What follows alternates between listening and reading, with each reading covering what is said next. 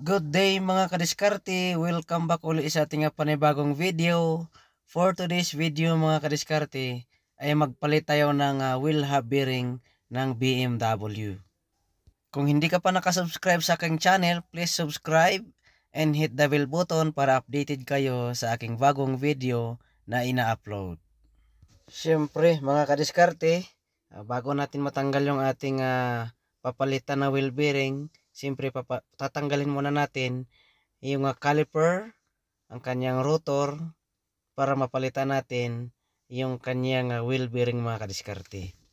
Kaya natin pinilitan ng wheel bearing ito mga kadiskarte dahil ito ay aksidente siya. So hindi naman siya maingay, wala naman siyang problema dahil approve naman ng insurance, so kaya pinalitan natin.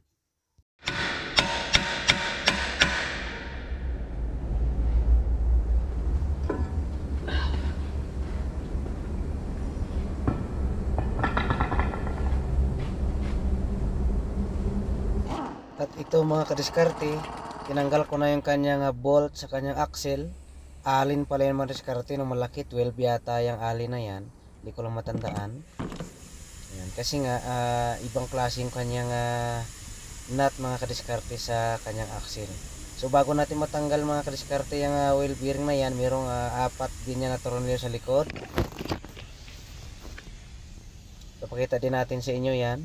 Ayan, Torx din yan mga kadiskarte yung gagamitin natin dyan para matanggal natin yan. So medyo hindi ko na tinanggal yung axle yan mga kadiskarte, no? Iurong mo na lang yung axle pa likod para matanggal mo yung tornilyo. So yun, natanggalan natin yung kanyang wheel bearing mga kadiskarte. Basta mga kadiskarte ay marunong ka magluwag at maghigpit ng tornilyo, ay kayang kaya mo na ito gawin. Pwede ka nang magpalit ng sarili mong wheel bearing sa inyong mga sasakyan mga kadiskarte. So ito mga kadiskarte, wag lagi natin kalimutan na bago natin ipalit yung mga pyesa ay i-double check natin mga kadiskarte kung parehas ba sa ating ikakabit.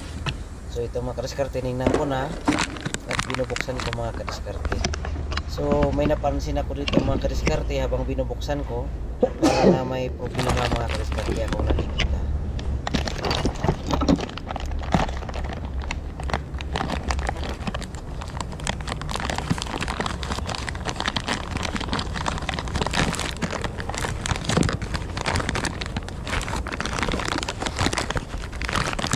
Iyan nga mga kadiskarte, nung binuksan ko ay nakita ko yung kanyang seal ay sira, no? Nahulog siguro nung sa delivery, kaya nasira mga kadiskarte. So hindi na natin pwede siya mailagay.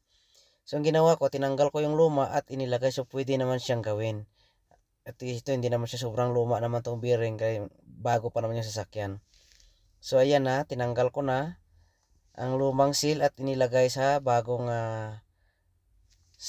bearing mga kadiskarte.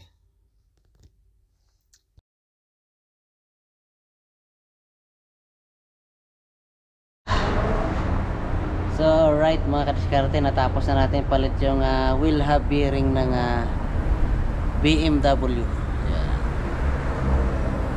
So salamat mga kadiskarte, and please subscribe sa aking channel para updated kayo sa ating mga bagong upload ng mga video.